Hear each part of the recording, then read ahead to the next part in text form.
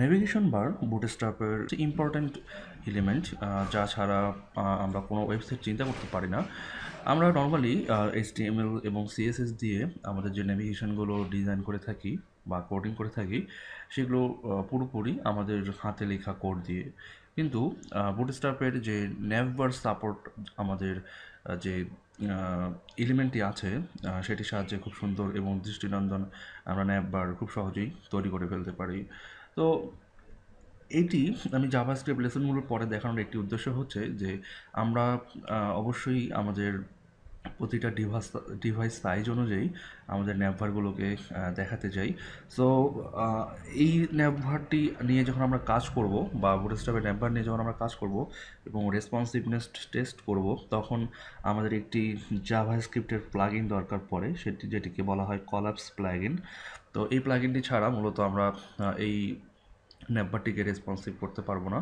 So এই জন্যই আমি জাভাস্ক্রিপ্ট পর্বগুলোর একদম শেষে আমি ন্যাভবারটি আপনাদেরকে শেয়ার করছি, এবং আমি একই সঙ্গে আমাদের jQuery মিনিফাইড ভার্সন এবং বুটস্ট্র্যাপের মিনিফাইড ভার্সন ফাইল দুটো এখানে অ্যাড করে নিয়েছি।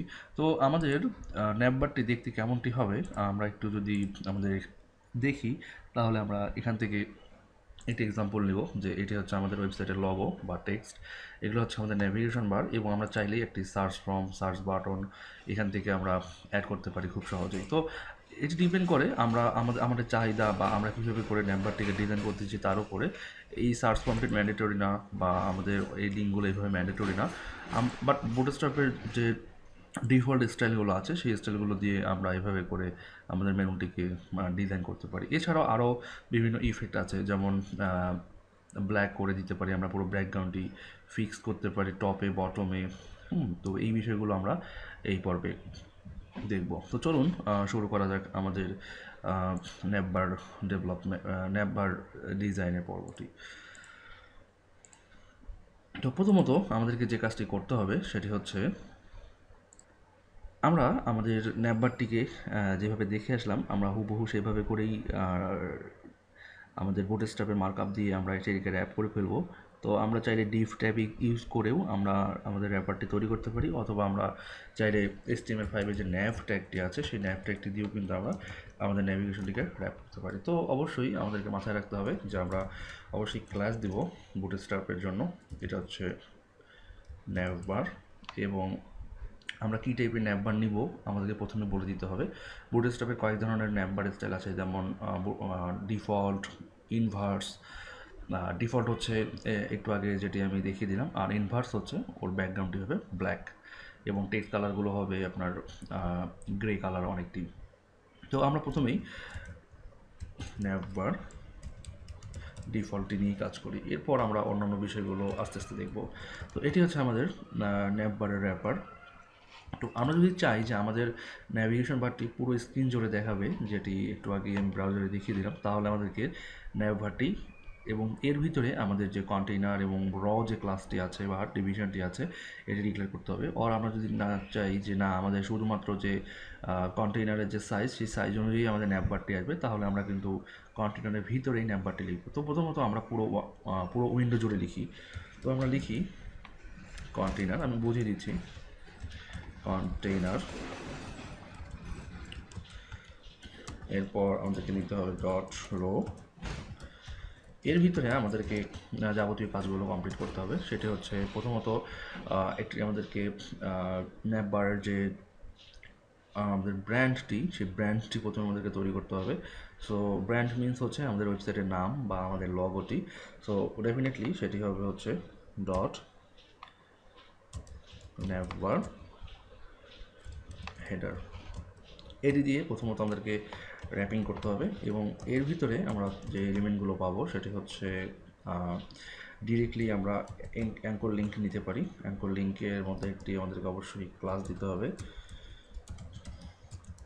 এবং সেই ক্লাসটি হচ্ছে ন্যাভবার ব্র্যান্ড। আর এখানে আমি চাইলেই যে কোনো কিছু দিতে পারি। আমি আপাতত ওয়েবসাইট লগো দিচ্ছি, আমরা যেমনটি দেখে এসেছি ঠিক অমনটি।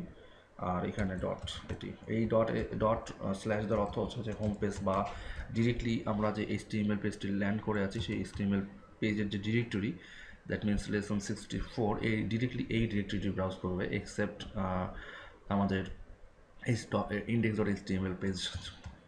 তো এটির ব্যাপার অনেকে বোঝেন না, অনেকটি শুধুমাত্র এই স্ল্যাশটি দিয়ে রাখেন। এই স্ল্যাশটি তার অর্থ হচ্ছে মেইন ডিরেক্টরিতে চলে যাবে সরাসরি, আর ডট স্ল্যাশ দিলে এই ফাইলটি যে ডিরেক্টরিতে আছে সেই ডিরেক্টরিতে ল্যান্ড করবে। আচ্ছা, তো এটি আমাদের ন্যাপবার ব্র্যান্ড এবং আমরা এখানে লোগোটি দিয়ে দিলাম। তো আমরা এই অবস্থা থেকেই চেক করতে পারি যে আমাদের বর্তমান অবস্থান কি। তো আমরা দেখি যে আমাদের কিন্তু ওয়েবসাইটের লোগোটি কিন্তু চলে এসেছে এখানে, এবং আমাদের যে ডিফল্টের যে শেপটি সেই শেপটি কিন্তু আমরা এখানে অলরেডি পেয়ে গেছি। আচ্ছা, এরপর আরও কাজ আছে, এখনও এখানেই শেষ না। সো আমাদেরকে যেটি করতে হবে সেটি হচ্ছে আমাদেরকে এখানে আমাদের ব্র্যান্ড বা লগো বাদ দেওয়ার তৈরি করার পর আমাদের যেটি দরকার সেটি হচ্ছে যে আমাদের লিঙ্কগুলো, নেভিগেশন বারগুলো। সো নেভিগেশন বার অবশ্যই আমাদেরকে ডিক্লেয়ার করতে হবে, এবং সেটি অবশ্যই ইউএল ডট নেভ ডট নেভবার নেভ। এখানে কিছু কিছু ব্যাপার আছে যেগুলো আপনাদেরকে কনফিউজ করে ফেলবে, যেমন আমরা নেভ ট্যাব তারপরে নেভ আলাদাভাবে আমরা দেখে আসছি ইতিমধ্যেই। তো এই বিষয়গুলো যদি কখনো কনফিউশন ক্রিয়েট করে আপনাদেরকে যে কোনটি আসলে কীভাবে কাজ করছে, সো আমি রিকমেন্ড করব আপনারা অবশ্যই বুটস্ট্র্যাপের যে ডকুমেন্টেশন আছে সেই ডকুমেন্টেশনটি ভালো করে চেক করুন, তাহলে আপনাদের ধারণাটি ক্লিয়ার হবে। তো এখান থেকে আমি মূলত 5টি বা 4টি লিঙ্ক নিব, এটি ডিপেন্ড করবে আপনার ইচ্ছার ওপর। তো আমি এখান থেকে 5টি লিঙ্ক নেই, 5টি, এবং আমি নেব হচ্ছে হোম, অ্যাবাউট, অ্যাজ ইউজুয়াল যেটা আমরা নেই, প্রোফাইল, সার্ভিস, আর হচ্ছে কন্ট্যাক্ট। তো এটি করার পর আমরা দেখি আমাদের কী অবস্থা আসলো। দেখুন এটি কিন্তু আমাদের নেভিগেশন মেনু, বাট এটি কিন্তু লগোর সঙ্গে লেগে গেছে। সমস্যা নেই, আমরা এইভাবে করে দেখি। এখন আমাদের মেইন যেটি দরকার সেটি হচ্ছে যে কোনো একটি আমরা অ্যাঙ্কর লিঙ্কে বা যে কোনো একটি আমরা নেভিগেশনকে অ্যাক্টিভ করতে চাই। সো এটি যদি করতে চাই তাহলে আমরা যেটি করব সেটি হচ্ছে ক্লাস ইকুয়াল অ্যাক্টিভ। অবশ্যই মাথায় রাখতে হবে সেটি হচ্ছে এলআই এর ক্লাস, নট এর ক্লাস।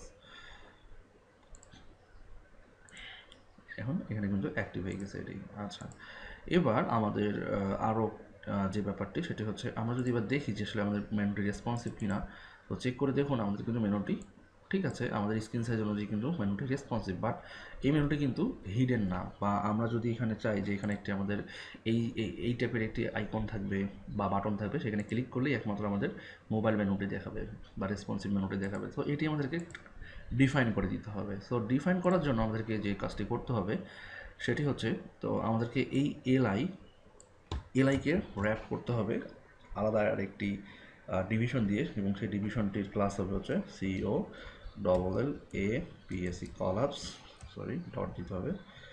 এটি হচ্ছে মূলত জাভাস্ক্রিপ্টের প্লাগইনকে কল করে কলাপস, এবং আরেকটি হবে সাথে সেটা হচ্ছে কি কলাপস, নেভবার APSE নেভবার কলাপস। এর ভিতরে আমাদেরকে এই ন্যাভিগেশন বারটি পেস্ট করে দিতে হবে।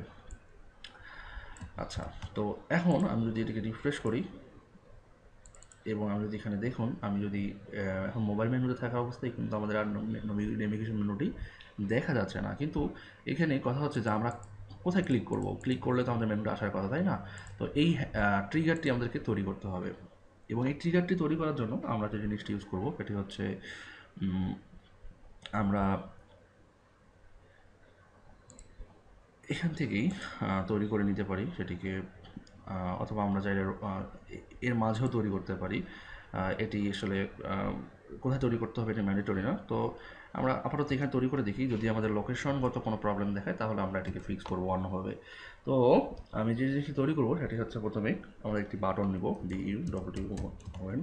মূলত বাটন ট্যাগ দিয়ে এই রেসপন্সিভের যে ট্রিগারটি সেই ট্রিগারটি তৈরি করা হয়। তো বাটনের ক্লাস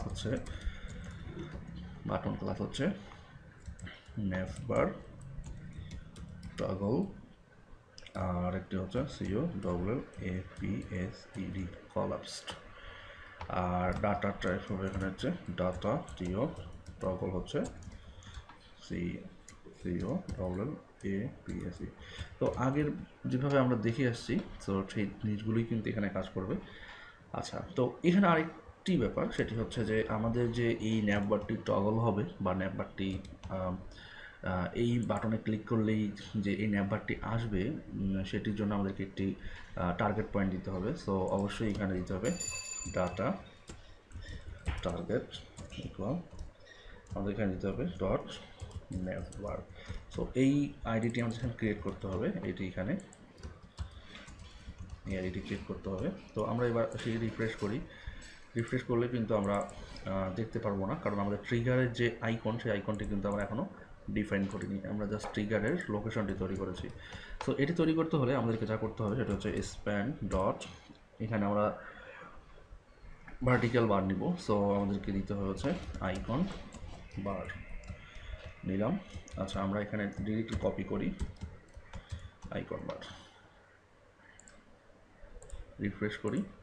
এবার যদি আমি এটাকে হাইড করি তাহলে এখানে আসার কথা, কিন্তু আমাদের এখানে আসেনি। তো আমরা চেক করি যে আসলে কেন আমাদের এখানে এটি আসেনি। আচ্ছা, আমরা যদি আরেকটু এটিকে চেক করি। আচ্ছা ঠিক আছে, আমরা চেক করি, আমাদের যদি কোথাও বানান ভুল হয়ে থাকে তাহলে কিন্তু এটি কাজ করবে না। সো এই বিষয়টিতে অবশ্যই আমাদেরকে কেয়ারফুল থাকতে হবে। আমাদের যে ভুলটি হয়েছিল সেটি হচ্ছে আমরা আমাদের ন্যাপভার যেহেতু কলাপস, সো আমরা যখনই কলাপস করব আমাদের এই সেকশনটি সঙ্গে সঙ্গে হিডেন হয়ে যাবে, এবং বাই ডিফল্ট এটি হিডেন থাকলেও আমরা কিন্তু যখন আমরা হিডেন এরিয়াতে যাব সেই হিডেন এরিয়াতেও কিন্তু আমাদের এই এরিয়াটি হিডেন দেখাবে, কারণ এটি বাই ডিফল্ট হিডেন থাকবে আমাদের মোবাইল ডিভাইস থেকে। সো এই জিনিসটা আমরা এখানে এই জিনিসটা করা যাবে না, বা এখানে আমরা এই ন্যাপবার কলাপসের মধ্যে এই বাটনটি বা আমাদের যে আমাদের যে আইকন বারটি, এই আইকন বারটি আমরা এখানে রাখতে চাই না বা রাখতে পারবো না। সো এটি আমাদেরকে লোকেশনটি চেঞ্জ করতে হবে। সো এই লোকেশনটি চেঞ্জ করে আমরা এটি হেডারে নিয়ে যাই, কারণ বাই ডিফল্ট হেডারটি ভিজিবল সবসময়। সো ভিজিবল আমরা এখানে হেডারটি এখানে নিয়ে গেলাম। এবারে আমরা যেটি করব সেটি হচ্ছে আমাদের আরেকটি ভুল, সেটি হচ্ছে আমরা এই যে এখানে আইডিটি ইউজ করেছি, এই আইডিটা মূলত এখানে হবে না, এই আইডিটি হবে হচ্ছে আমাদের ডিভে, আমাদের ইউএল এ সরাসরি এই আইডিটি হবে না, কারণ আমাদের টার্গেট পয়েন্ট হচ্ছে এই ডিভটি, নট ইউএল। সো মাথায় রাখতে হবে এই ডিভটিকে আমরা টার্গেট করছি, ঠিক আছে। সো এবারে আমরা যদি রিফ্রেশ করি, আমরা রিফ্রেশ করলাম, করার পর আমরা যদি আসি, আমরা যদি আমাদের স্ক্রিনটিকে ছোট করি তো আমরা দেখতে পাবো আমাদের এখানে আঙ্কিত যে আইকন বারটি কিন্তু এখন দেখা যাচ্ছে। এবং আমরা যখন আবার আরেকবার রিফ্রেশ দিই এবং ক্লিক করলে আমরা দেখতে পারবো যে আমাদের নেভিগেশন মেনুটি কিন্তু রেসপন্সিভ স্টাইলে দেখাচ্ছে। তো আমরা যদি রিফ্রেশ করি তাহলে কিন্তু চলে যাবে, আবার যখন ক্লিক করি তাহলে কিন্তু আমাদের মোবাইল মেনুটি খুব সুন্দরভাবে এখানে দেখাচ্ছে। সো এটি কিন্তু আমাদের রেসপন্সিভ ডিজাইনের জন্য অনেকটি হেল্প করবে, যেটি আমরা আমাদের প্রজেক্টে দেখব। তো এখানে আমরা আরও যে চেঞ্জগুলো নিয়ে আসতে পারি সেগুলো আমরা স্টেপ বাই স্টেপ দেখার চেষ্টা করি। যেমন আমরা যদি এখানে আমরা চাই যে যেহেতু আমাদের এই সেকশনটি অনেক বড় এবং আমাদের এই এরিয়াটি পুরোটি ফাঁকা পড়ে আছে, তো আমরা চাই যে এখানে একটু আমরা ফর্ম অ্যাড করবো, ফর্ম। সো এই ফর্মটি যদি আমরা অ্যাড করতে চাই তাহলে অবশ্যই আমাদেরকে ন্যাপবার কলাপসের মধ্যে আসতে হবে, কারণ আমাদের ফর্মটিও অবশ্যই রেসপন্সিভ হতে হবে। বাই ডিফল্ট আমরা এখানে ফর্মটি দেখাবো না যখন আমাদের মোবাইল মেনুটি, মানে যখন আমরা এখানে এই অবস্থা থাকবো, যখন মোবাইলে থাকবো বাই ডিফল্ট আমরা ফর্মটি দেখাবো না, এখানে ক্লিক করা মাত্রই আমাদের এই মেনুর নিচে আমাদের ফর্মটি দেখাবে। সো এটি করতে হলে আমাদেরকে যা করতে হবে সেটি হচ্ছে প্রথমত আমাদেরকে একটি ফর্ম নিতে হবে, ফর্ম, এবং ফর্মের অ্যাকশন আমরা যাই রাখি না কেন এটি সমস্যা না, আমাদের এখানে ক্লাস দিতে হবে হচ্ছে ন্যাভবার ফর্ম, আর আমরা অবশ্যই যেই ফর্মটি হবে রাইটে, সো আমাদেরকে ন্যাভবার রাইট এটি করতে হবে। এবং একই সাথে আমাদেরকে এখানে একটা ডিভ নিতে হবে, ডিভ ক্লাস হচ্ছে ফর্ম কন্ট্রোল না, ফর্ম হচ্ছে ফর্ম গ্রুপ, আমাদের গ্রুপটি আলাদাভাবে দেখাতে চাচ্ছি, ফর্ম গ্রুপ। এবং আমরা চাচ্ছি ইনপুট টাইপ হচ্ছে টেক্সট রাখি, আপাতত, অথবা সার্চ আমরা চাচ্ছি যে এখানে ক্লাস দিব হচ্ছে ফর এক্সাম্পল ফর্ম কন্ট্রোল, আর প্লেস হোল্ডার আমরা দিব হচ্ছে সার্চ। আর সবশেষে আমরা যেটি করবো সেটি হচ্ছে এখানে ইনপুট টাইপ হচ্ছে সাবমিট ভ্যালু সার্চ, আর ক্লাস অবশ্যই হচ্ছে বিটিএন হচ্ছে ডিফল্ট। সো এবার যদি আমরা এখানে রিফ্রেশ করি তাহলে কিন্তু আমরা দেখতে পাচ্ছি এখানে একটি সার্চ বার এবং সার্চ বাটন চলে আসছে। সো এবার যদি আমরা এটি কলাপস করি, দেখুন বাই ডিফল্ট কিন্তু সার্চ প্রম্পটে নেই, এবং যদি এখানে ক্লিক করি এবার কিন্তু এখানে আমরা সার্চ প্রম্পটই পাচ্ছি। তো এটি আপনি চাইলেই আপনার মতো করে রিসাইজ করে নিতে পারেন, এটিকে আরও ছোট করে এই বাটনটিকে আপনি উপরে তুলে নিতে পারেন। এটি টোটালি ডিপেন্ড করবে আপনার নিজের স্টাইল এবং আপনার নিজের ইচ্ছার উপর। তো আমি বাই ডিফল্ট যা আছে এটি সেভাবে রেখে দিলাম। তো এটি ছিল আমাদের বাই ডিফল্ট যে আমাদের মেনুটি আসে সেই মেনুটির স্টাইল, এবং আমরা এইভাবে করি আমাদের বুটস্ট্র্যাপের যে রেসপন্সিভ মেনু করতে হয়। আসলে এখানে আমরা এক্সট্রা কিছুই করিনি, জাস্ট একটি মাত্র আইডি এবং দুটি আমরা ডাটা টার্গেট বা ডাটা টগল যে অ্যাট্রিবিউটগুলো আছে এগুলো ইউজ করার মাধ্যমে আমরা কিন্তু খুব সহজেই রেসপন্সিভ করে ফেলতে পারছি। আদারওয়াইজ অন্য কোনো সিস্টেম যদি আমরা অবলম্বন করতাম তাহলে কিন্তু আমাদেরকে কাজ করতে অনেক হ্যাসেলের সম্মুখীন হতে হতো, আমাদেরকে অনেক মার্জিন প্যাডিংগুলোকে মেজার করতে হতো। তো বুটস্ট্র্যাপ দিয়ে আমরা সহজে এই কাজটি করে ফেলতে পারছি। তো বুটস্ট্র্যাপের এই ন্যাপবার নিয়ে আমি আরও একটি পর্ব দেখাবো নেক্সট পর্বেই, এবং যেখানে বুটস্ট্র্যাপের অন্যান্য যে আরও ইফেক্টগুলো আছে, অন্যান্য স্টাইলগুলো আছে, সেগুলো ইমপ্লিমেন্টেশনগুলো।